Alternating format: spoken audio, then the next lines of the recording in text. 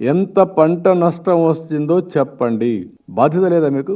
ఎన్ని లక్షల ఎకరాల్లో ఈ తుఫాను వల్ల నష్టపోయాం? ఎన్యూమరేట్ చేయాలి కదా, ప్రాథమిక అంచనాలు వేయాలి కదా, ఆ అంచనాలు ప్రజలకు తెలియజేయాలి కదా, ఎంత నష్టం వచ్చిందో కేంద్రానికి చెప్పాలి కదా.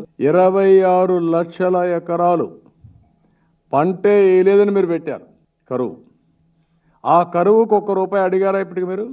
కేంద్రానికి ఒక రిపోర్ట్ పంపించారా మీరు? అంటే 4.5 సంవత్సరాలు అయిన తర్వాత ఈ ముఖ్యమంత్రి కరువు వస్తే ఏం చేయాలి అని తెలియదు. ఈ పెద్ద మనిషి సెంటర్కి రాస్తాడు 22 లక్షల ఎకరాలు. ఏం లెక్కలే వీరికి? తలకాయ ఉండి రాసేవేనా అవి?